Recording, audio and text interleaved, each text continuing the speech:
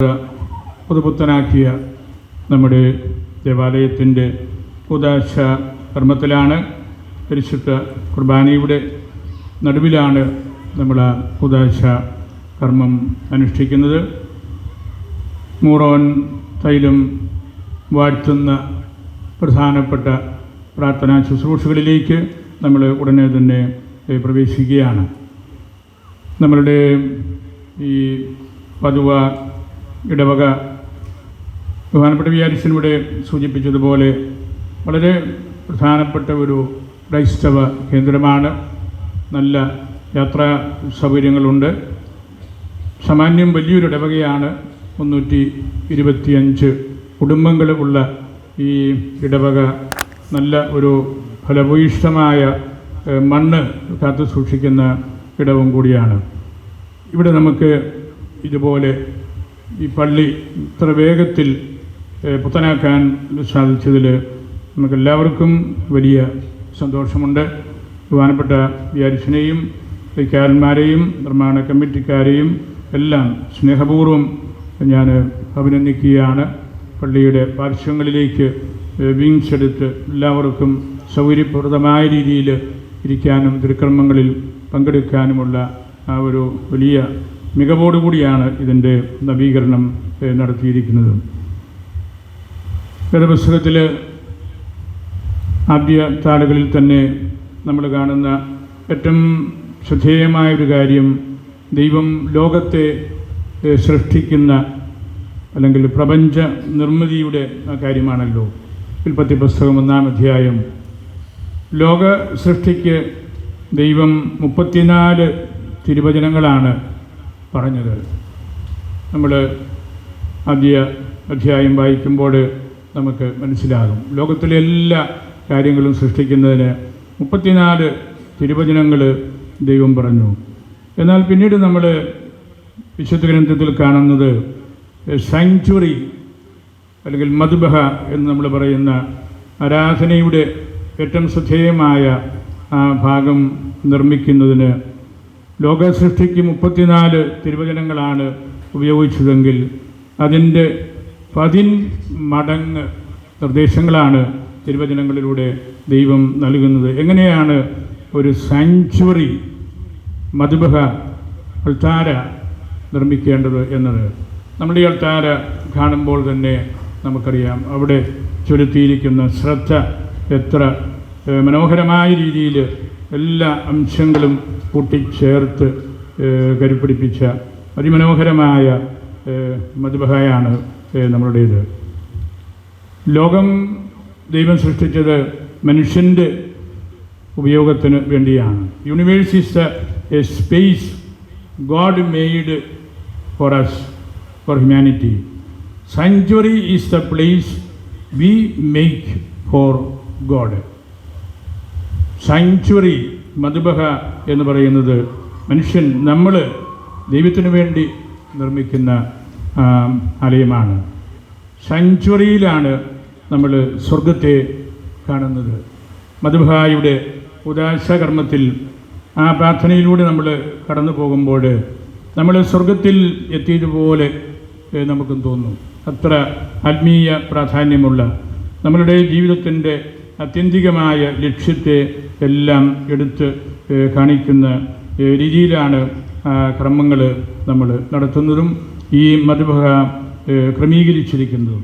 അതുകൊണ്ട് നമുക്ക് ഈ മദ്ബഹായുടെ ഉദാശ നമ്മെ സംബന്ധിച്ച് നമ്മളുടെ ജീവിതത്തിൽ നമ്മൾ സ്വർഗത്തെ മുൻകൂട്ടി കാണുന്നതിൻ്റെ ഒരു അഭിഷേകത്തിൻ്റെ അവസരമായിട്ട് നമ്മളിതിനെ കാണണം.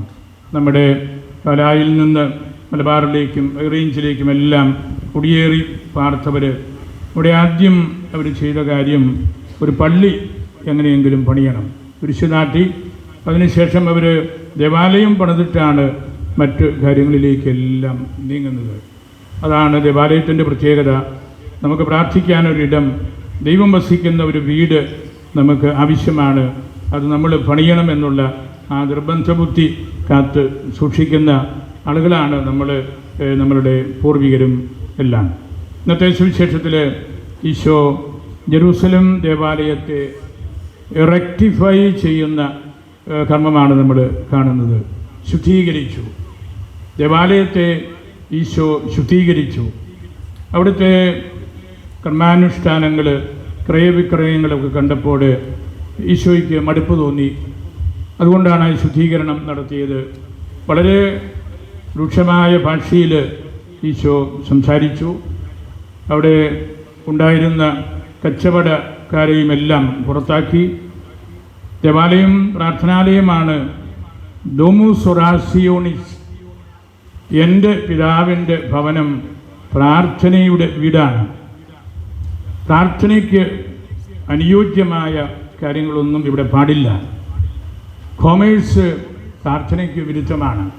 അവിടെ ലാഭേച്ഛയും തർക്കങ്ങളും ബഹളവും മാത്രമാണ്. ഈശോ കണ്ട ജെറൂസലേം ദേവാലയം ഒരു സൂപ്പർ മാർക്കറ്റിൻ്റെ, ഇന്നത്തെ ഭാഷയിൽ പറഞ്ഞാൽ ആ ഒരു ശൈലിയിലായിരുന്നു. അതുകൊണ്ട് ഈശോ അവിടെ തിരുത്തലുകൾ നടത്തി. വലിയ ശ്രദ്ധേയമായ നമ്മുടെ ജീവിതകാലം മുഴുവൻ ധ്യാനിക്കാൻ തക്കവണ്ണമുള്ള ഒരു ക്ലീനിങ് ആണ് ഈശോ അവിടെ നടത്തിയത്. വേദശാസ്ത്രങ്ങൾ പറയാറുണ്ട്, 10 കൽപ്പനകൾ കൂട്ടിച്ചേർത്ത ചാട്ടവാറാണ് ഈശോ ഉണ്ടാക്കിയത്. ആ 10 നൂലുകൾ, 10 കൽപ്പനകളാണ്. അത് വെച്ചിട്ടാണ് അടിച്ചത്. ഇന്ന് നമ്മളാണ് അടികൊള്ളുന്നതെങ്കിൽ എത്ര കൽപ്പനകൾ നമ്മൾ ലംഘിച്ചിട്ടുണ്ടോ അത്രയും അടികൾ നമ്മൾ ഏൽക്കേണ്ടി വരും. ശുദ്ധീകരണം അതാണല്ലോ. കർത്താവ് ദേവാലയത്തിൻ്റെ ശുദ്ധീകരണം നടത്തിയപ്പോൾ കനായിൽ അത്ഭുതകരമായിട്ട് തൻ്റെ സാന്നിധ്യം കാണിച്ചപ്പോഴെല്ലാം വരാനിരിക്കുന്ന ലോകത്തെ, അല്ലെങ്കിൽ ഈശോയുടെ ഉത്ഥാനത്തിൻ്റെ ആ കൃപയെ മുൻകൂട്ടി വിളിച്ച് വരുത്തുകയായിരുന്നു. കനായിൽ നിറഞ്ഞ് കവിഞ്ഞ് ഒഴുകിയത് വറ്റിവരണ്ട പഴയ നിയമ സംവിധാനത്തോടുള്ള ആളുകളുടെ ആ മനസ്സിനെയാണ്. അവർ മടുത്തിരുന്നു. ആ ആചാരങ്ങളും അനുഷ്ഠാനങ്ങളും എല്ലാം അതിൽ പൂർണ്ണമായ അർത്ഥമില്ലെന്ന് അവർക്ക് ബോധ്യപ്പെട്ടതിൻ്റെ വരൾച്ചയായിരുന്നു. അവിടെ സമയമാകാഞ്ഞിട്ട് പോലും പുനരുത്ഥാനത്തിൻ്റെ ആ സന്ദേശം കാനായിൽ ഈശോ എത്തിക്കുകയാണ്. ഈ ദേവാലയത്തിലും അതുതന്നെയാണ് ഈശോ ചെയ്തത്. ഇവിടെ അർപ്പിക്കേണ്ട ബലി ഈ ദേവാലയത്തിൻ്റെ ഉടമ അത് താൻ തന്നെയാണെന്ന് ഈശോ ജനങ്ങളെ പഠിപ്പിക്കുകയായിരുന്നു. ദേവാലയം ഈശോ തന്നെയാണെന്നും പുനരുദ്ധരിക്കപ്പെടേണ്ട ദേവാലയം നമ്മളുടെ മനസ്സ് തന്നെയാണെന്നും ഈശോ നമ്മളെ പഠിപ്പിച്ച് ഒരുക്കുകയായിരുന്നു. ആ ഒരു ടീച്ചിങ്ങാണ് ഏത് ദേവാലയ ഉദാശയിലും അടിസ്ഥാന ടെക്സ്റ്റായിട്ട് പഠിക്കാനും ചിന്തിക്കാനും വായിക്കാനുമെല്ലാം തിരുസഭ നമുക്ക് നിശ്ചയിച്ച് തന്നിരിക്കുന്നത്. അങ്ങനെ ശുദ്ധീകരിക്കപ്പെട്ട ദേവാലയം ആത്യന്തികമായ അർത്ഥത്തിൽ നമ്മളാണ്, നമ്മളുടെ മനസ്സാണ്. ക്രൈസ്റ്റ് ദ ടെമ്പിൾ, ഈശോയാണ് യഥാർത്ഥ ആലയം എന്നുള്ള ആ ഒരു റീപ്ലേസ്മെൻ്റാണ് ഈശോ ജെറൂസലത്ത് നടത്തിയത്. കാനായിലും അതുതന്നെയായിരുന്നു. അങ്ങനെ പുനരുത്ഥാനത്തിൻ്റെ ആ സന്ദേശം പ്രഘോഷിക്കുന്ന ഇതിൻ്റെ പ്രാധാന്യമാണ് നമ്മൾ ഇവിടെയും ഇത്രയേറെ സൂക്ഷ്മതയോടുകൂടി ഈ കാര്യങ്ങളെല്ലാം നടത്തിയതിൻ്റെ പിന്നിലുള്ളത്. ബഹുമാനപ്പെട്ട വികാരിച്ചൻ നമ്മളുടെ വിശുദ്ധനായ അന്തോനീസിനെ കുറിച്ച് പറയുകയുണ്ടായി. വളരെയേറെ ശ്രദ്ധ ഈ ഇടവക അന്തോനീസിലൂടെ കൈവരിച്ചിട്ടുണ്ട്. സെൻ്റ് ആൻ്റണി കുഞ്ഞുങ്ങൾക്ക് പോലും അറിയാം, വളരെ ഏറെ പ്രാധാന്യം കൊടുത്ത് നമ്മൾ മധ്യസ്ഥ പ്രാർത്ഥനകൾ നടത്തുകയും യാചിക്കുകയും ഒക്കെ ചെയ്യുന്നുണ്ട്. ഒരുപാട് പേർക്ക് റോമിൽ പോയിട്ടുള്ളവർ മാത്രമല്ല, വായനയിലൂടെയും പഠനത്തിലൂടെയും എല്ലാം അസീസി എന്നും ഫ്രാൻസിസ് എന്നും ക്ലാര എന്നും ലാബർണ എന്നും പൊർസിൻകുള എന്നും സെൻറ്റ് ഡമിയാൻ ചാപ്പൽ എന്നും കേൾക്കാത്തവരാരും കാണുകയില്ല. അതെല്ലാം ആ സ്ഥലവുമായിട്ട് ആ ഒരു ആധ്യാത്മിക ക്രമവുമായിട്ട് ബന്ധപ്പെട്ടവർക്കെല്ലാം അറിയാം. ക്ലാരപ്പുണ്യവതിയുടെ ഓർമ്മ നമ്മൾ ഇന്നലെയും ഇന്നുമായിട്ട് ആചരിച്ചു. പരിശുദ്ധ ഫ്രാൻസിസ് പിതാവ് കൂടെ അസീസിയുടെ പ്രാധാന്യവും ഈ വിശുദ്ധരുടെ പ്രാധാന്യവുമെല്ലാം നമ്മളെ എടുത്ത് പഠിപ്പിക്കുന്നുണ്ട്. പോർസിയൻ കൊള എന്ന വാക്കിൻ്റെ അർത്ഥം ചെറിയ ഒരു സ്ഥലമെന്നാണ്. പോർസിയൻ കൊള അവിടുത്തെ വലിയ ദേവാലയത്തിൻ്റെ ഉള്ളിലുള്ള ചെറിയ പള്ളിയാണ്. പോർസിയൻ കൊള പോയി കണ്ടു എന്ന് പറഞ്ഞാൽ ആ ചെറിയ പള്ളി കണ്ടു, എല്ലാവർക്കും തൃപ്തിയായി എന്നാണ്. ലബർണ ആ പ്രദേശത്തിൻ്റെ പൊതു സ്വഭാവമാണ്. പച്ച പിടിച്ച പുൽമേട് എന്നാണ് നമ്മൾ മലയാളത്തിൽ പറയാവുന്നത്. നമ്മുടെ ഇവിടവും ലബർണ തന്നെയാണ്. നല്ല പച്ചപ്പുള്ള പ്രദേശമാണിത്. ക്ലാരപ്പുണ്യവതിയുടെ ദേവാലയവും ഈ സാൻ ദമിയാനോ ദേവാലയം അല്പം മാറി, അതും ഒരു ചെറിയ പള്ളിയാണ്. അവിടെ നിന്ന് കിട്ടിയ വലിയ ഒരു ചിന്തയാണ് ക്ലാരയെ വിശുദ്ധ പദവിയിലേക്ക് എത്തിച്ചതും സഭയുടെ വലിയൊരു ശ്രേഷ്ഠതയായിട്ട് തിരുസഭ ഔദ്യോഗികമായിട്ട് കരുതുന്നതുമെല്ലാം. അതുകൊണ്ട് പതുവായിലെ അന്തോണീസിൻ്റെ സ്മരണ എന്ന് പറയുന്നത് അച്ഛനിവിടെ നന്നായിട്ട് തന്നെ വ്യാഖ്യാനിച്ചു. സുവിശേഷത്തിൻ്റെ റീപ്ലേസ്മെൻറ്റ് തന്നെയാണ്. അദ്ദേഹം മറ്റെല്ലാത്തിനെയും വിട്ടുകളഞ്ഞ് ഗോസ്പെൽസ് ആയിരുന്നു അദ്ദേഹം മനസ്സിൽ കൊണ്ടു നടന്നിരുന്ന പ്രധാനപ്പെട്ട ചിന്ത. അതിനുവേണ്ടി അദ്ദേഹം ആദ്യം വേറൊരു ഓർഡറിൽ, അഗസ്റ്റീനിയൻ ഓർഡറിൽ ചേർന്നു. അദ്ദേഹം പോർട്ടുഗൽകാരനായിരുന്നു. അവിടുത്തെ വലിയ യൂണിവേഴ്സിറ്റിയിലോ കോയിംബ്രായിലൊക്കെ പോയി പഠിച്ചു, ഒരുപാട് വായിച്ചു. അതിലൊന്നും വലിയ തൃപ്തി കണ്ടില്ല. അദ്ദേഹത്തിൻ്റെ ആദ്യ പേര് തന്നെ ഫെർണാണ്ടോ എന്നായിരുന്നു. ഫെർണാണ്ടോ എന്ന വാക്കിൻ്റെ അർത്ഥം ബോൾഡ് ഫൈറ്റർ ഫോർ പീസ്, സമാധാനത്തിന് വേണ്ടി യുദ്ധം ചെയ്യുന്നവനെന്നാണ്. ഫെർണാണ്ടോ എന്ന കുട്ടി ക്ലാസ്സിൽ പഠിച്ച് പോർട്ടുഗലിലെ കോയിംബ്ര യൂണിവേഴ്സിറ്റിയിൽ പഠിച്ച് അഗസ്റ്റീനിയൻ ഓർഡറിൽ ചേർന്ന് അവിടെയൊന്നും പൂർണ്ണമായ സംതൃപ്തി കിട്ടാതിരുന്ന ഒരു കാലഘട്ടത്തിലാണ് ഫ്രാൻസിസ് അസീസിയെക്കുറിച്ച് അദ്ദേഹം കേൾക്കുന്നതും അങ്ങനെ അവർ ഇറ്റലിയിൽ കണ്ടുമുട്ടുന്നതും അസീസിയിൽ ചരിത്ര പ്രസിദ്ധമായ അവരുടെ ഒത്തുചേരലിൽ കണ്ട് പരിചയപ്പെടുന്നതുമെല്ലാം. അങ്ങനെ അദ്ദേഹം തീരുമാനിച്ചു, ഇതായിരുന്നു ഞാൻ അന്വേഷിച്ചുകൊണ്ട് നടന്നത്, ഇതായിരിക്കണം എനിക്ക് എൻ്റെ ജീവിതത്തിൻ്റെ മോട്ടോ എന്ന്. അദ്ദേഹത്തിൻ്റെ പ്രസിദ്ധമായ ഒരു ചിന്ത ഇതാണ്: you ought to have external peace with your neighbour. അയൽക്കാരെല്ലാവരുമായിട്ട് നിങ്ങൾക്ക് നല്ല ബന്ധം വേണം. Internal peace within yourself. നിൻ്റെ ഉള്ളിൽ തന്നെ ആന്തരമായിട്ടുള്ള സമാധാനം വേണം.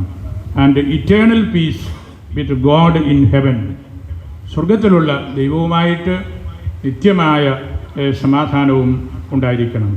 അവർ വലിയ ലക്ഷ്യത്തെ മനസ്സിൽ കണ്ടുകൊണ്ടാണ് അദ്ദേഹം ജീവിച്ചതും പ്രവർത്തിച്ചതും എല്ലാം. അങ്ങനെ വലിയ ആവേശത്തോടുകൂടി തിരുസഭയുടെ ഹൃദയത്തിൽ കയറി പറ്റിയ ഒരു വിശുദ്ധനായിട്ട് അദ്ദേഹം മാറി. അദ്ദേഹം വലിയ കോണ്ടംപ്ലേഷൻ നടത്തിയ ആളാണ്. ആദ്യകാല സഭയിൽ ആദ്യ നൂറ്റാണ്ടിലൊക്കെ സെൻ്റ് അഗസ്റ്റിൻ്റെ കാലത്തും അദ്ദേഹം മെത്രാനായിട്ട് അദ്ദേഹത്തിൻ്റെ ശുശ്രൂഷകർ 10-15 പേര് രൂപതാ കേന്ദ്രത്തിൽ താമസിക്കുമ്പോഴും ആ രൂപതാ കേന്ദ്രത്തോട് ചേർന്ന് 10-40 വൈദികർ കോണ്ടംപ്ലേറ്റീവ് ലൈഫ് നയിക്കുകയാണ്. കോണ്ടംപ്ലേറ്റീവ് ലൈഫ് അത് പുരാതന സഭയിൽ, ലത്തീൻ സഭയിലും ശേഷവിധിയായിട്ട് ഓറിയൻ്റൽ സഭകളിലുമെല്ലാം നമ്മൾ കാണുന്നുണ്ട്. ഔദ്യോഗിക ശുശ്രൂഷയിൽ നിൽക്കുന്നവർ ഭരണപരമായ കാര്യങ്ങളും ഔദ്യോഗിക പ്രാർത്ഥനകളുമെല്ലാം നടത്തും. മറ്റ് വിഭാഗത്തിൽപ്പെട്ട അച്ഛന്മാർ അവർ കോണ്ടംപ്ലേറ്റീവ്സ് ആയിട്ട് അതിനോട് ചേർന്ന് അവർക്ക് വേണ്ടി, ആ രൂപതയ്ക്ക് വേണ്ടി പ്രാർത്ഥിച്ച് അവിടെ കഴിയുകയാണ്. ഈ ആൻ്റണിക്ക് ഈ ഫ്രാൻസിസ്കൻ ഓർഡറിൽ ഇഷ്ടപ്പെട്ട ഒരു ക്രമം അതായിരുന്നു. എല്ലാ ഫ്രാൻസിസ്കൻ കമ്മ്യൂണിറ്റിയിലും ആ കമ്മ്യൂണിറ്റിയെ അവർ രണ്ടായിട്ട് കാണും. 20 പേരുണ്ടെങ്കിൽ 10 പേര് ഒരാഴ്ച കോണ്ടംപ്ലേറ്റീവ്സ് ആയിട്ടിരിക്കും, മറ്റ് 10 പേര് എല്ലാ ശുശ്രൂഷകളും ചെയ്യും. അതവർ അടുത്ത ട്രെയിനിൽ മാറി മാറി വരും. അങ്ങനെ കോണ്ടംപ്ലേറ്റീവ് ലൈഫും ആക്റ്റീവ് ലൈഫും ഒന്നിച്ച് കൊണ്ടു നടക്കുന്ന ഒരു ക്രമമാണ് ഫ്രാൻസിസ്കൻ ഓർഡർ. ആൻ്റണിക്ക് ഇഷ്ടപ്പെട്ടതും ആ ഒരു കാര്യം തന്നെയായിരുന്നു. അങ്ങനെ അദ്ദേഹം അതിൽ ആ ഒരു ക്രമത്തിൽ അദ്ദേഹം മർത്തായെയും മറിയത്തെയും കണ്ടു. അതായിരുന്നു അദ്ദേഹം ആദ്യകാലത്തെല്ലാം പ്രസംഗിച്ചത്. ഈ ക്രമം 10 പേര് ധ്യാനിക്കുന്നു, 10 പേര് ഓടി നടന്ന് ജോലി ചെയ്യുന്നു. ഇതാണ് മറിയവും മർത്തായും, അല്ലെങ്കിൽ മർത്തായും മറിയവും. അത് സഭയുടെ ഇരു കരങ്ങളാണ്, അല്ലെങ്കിൽ 2 സുവിശേഷങ്ങളാണ്.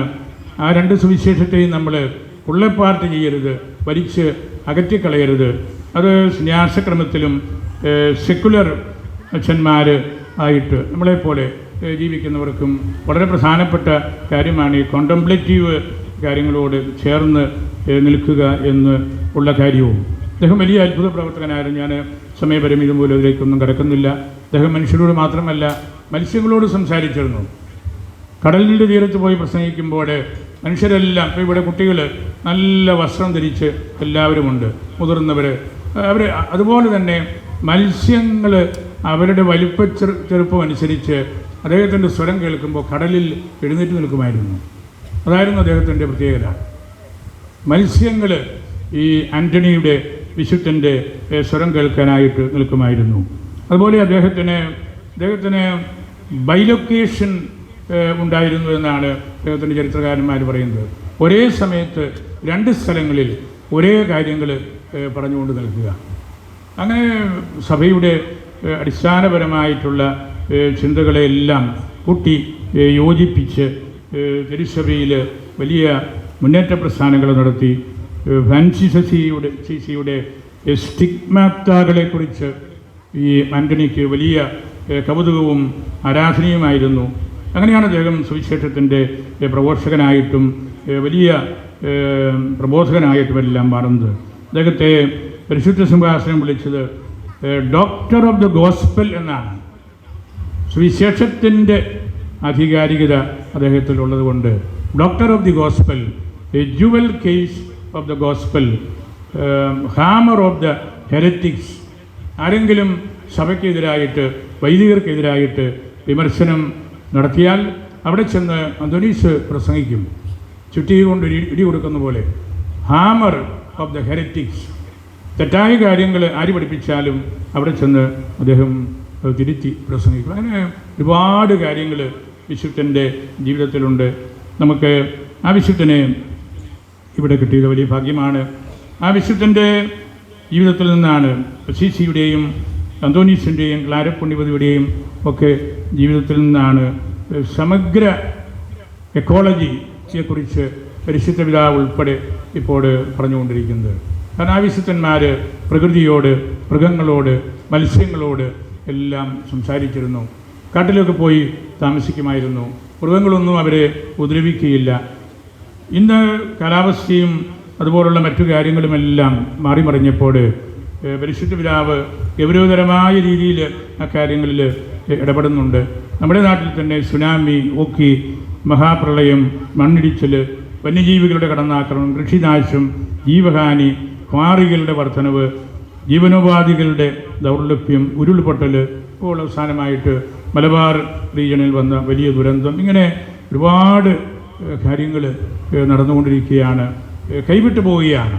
നമുക്കതിന്മേൽ കൺട്രോളില്ലാത്ത പോലെ പോവുകയാണ്. 2023 ദുബായിൽ ഉച്ചകോടി കൂടിയപ്പോൾ അവർ തീരുമാനിച്ച കാര്യവും പരിശുദ്ധ പിതാവ് എൻഡോഴ്സ് ചെയ്തും ശുദ്ധ ഊർജത്തിലേക്ക് ലോകം മുഴുവനും മാറണം. അതായത് കാർബൺ ന്യൂട്രൽ, കാർബൺ എമിഷൻ വരുന്നത് കൊണ്ടാണ് ഈ പ്രകൃതി ദുരന്തങ്ങളെല്ലാം ഉണ്ടാകുന്നത്. കാർബൺ ന്യൂട്രൽ ആയിട്ട് ഓരോ വീടും, ഓരോ ഇടവകയും, ഓരോ രൂപതയും, ഓരോ രാജ്യവും മാറണമെന്ന് ശക്തമായിട്ട് പരിശുദ്ധ പിതാവ് ആഹ്വാനം ചെയ്യുകയാണ്. പരിശുദ്ധ പിതാവിൻ്റെ ലൗദാത്തോ സി എന്ന ചാക്രിക ലേഖനത്തിലും ലൗദാത്തെ ദെയും എന്ന ചാക്രിക ലേഖനത്തിലും ഇക്കാര്യം തന്നെയാണ് ഊന്നി പറഞ്ഞിരിക്കുന്നത്. അതിൽ നമ്മൾ ചെയ്യുന്ന ഫ്ലെക്സ് വയ്ക്കരുത്, അതുപോലുള്ള അമിതമായിട്ടുള്ള ദീപാലങ്കാരങ്ങൾ പാടില്ല. ഏതെങ്കിലും തരത്തിൽ നമുക്കൊരു സവിശേഷത കാണിക്കണമെങ്കിൽ ഇലകളും ഓലകളും കൊണ്ട് മാത്രമേ അത് ചെയ്യാൻ പാടുള്ളൂ. അങ്ങനെ വളരെ ചെറിയ കാര്യങ്ങളിലേക്ക് പോലും ഇറങ്ങി വന്ന് ഈ ഫ്രാൻസിസ്കൻ ഓർഡറിൻ്റെ ഒരു റെനൈസാൻസ്, ഒരു പുനരാവിഷ്കാരം പരിശുദ്ധ പിതാവ് നടത്തുകയാണ്. പരിശുദ്ധ പിതാവ് ഈ വേസ്റ്റിനെ കുറിച്ചും വളരെയേറെ ഈ നാളുകളിൽ പ്രസംഗിക്കുന്നുണ്ട്. ഈ വേസ്റ്റ്, ഇലക്ട്രോണിക് വേസ്റ്റ്, നമ്മുടെ കമ്പ്യൂട്ടർ, ഐപാഡ്, ഇങ്ങനെയുള്ള ഒരുപാട് ഉപകരണങ്ങൾ അത് ഉപയോഗിക്കാൻ പറ്റാതെ വരുമ്പോൾ നമ്മൾ വലിച്ചെറിയുകയാണ്. അങ്ങനെ ഈ വേസ്റ്റ് കൊണ്ട് തന്നെ ഈ ഭൂമി നിറയാൻ പോകുന്നു.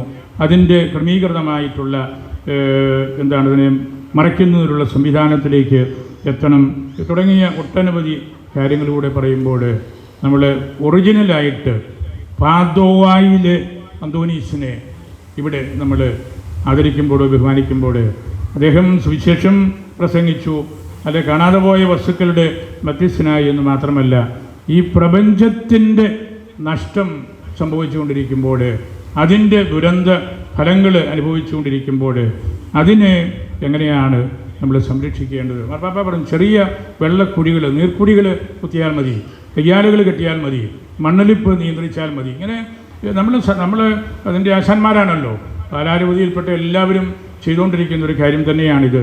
അതുകൊണ്ട് നമുക്ക് അന്തോനീസിൻ്റെ മധ്യസ്ഥതയിൽ ഇത്തരത്തിലുള്ള ഈ പ്രപഞ്ച സംരക്ഷണവും കൂടെ നമുക്ക് നമുക്ക് നോക്കണം.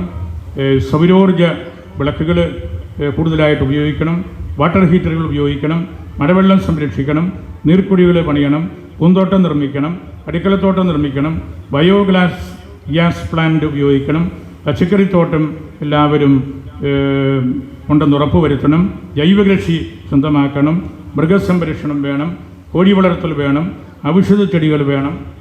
ഇതാണ് പാതുവായിലെ അന്തോനീസ്. അങ്ങനെയുള്ള കാര്യങ്ങളിലേക്കുള്ള ഒരു നവമായ നോട്ടം നോക്കാനായിട്ട് ഈ പള്ളിയുടെ ഈ കുദാശ കർമ്മവും ഇതിൻ്റെ തുടർന്നുള്ള കാര്യങ്ങളുമെല്ലാം നമ്മളെ സഹായിക്കട്ടെ എന്നാണ് എൻ്റെ ആത്മാർത്ഥമായ പ്രാർത്ഥന. നമ്മൾ അന്തോനീസിനെയും അസീസിയെയും ക്ലാരപ്പുണ്യവതിയെയും ഒക്കെ ഒന്നുകൂടെ വായിക്കണം.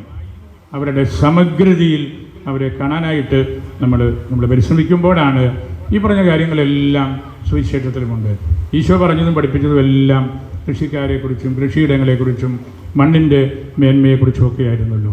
അങ്ങനെ സുവിശേഷത്തിലേക്ക് നമ്മൾ വരുമ്പോൾ അതൊരു തിയററ്റിക്കൽ സ്റ്റഡി മാത്രമല്ല, സമഗ്രമായ ഒരു കാഴ്ചപ്പാടാണ് അതിൻ്റെ പിന്നിലുള്ളതെന്ന് നമ്മൾ മനസ്സിലാക്കണം.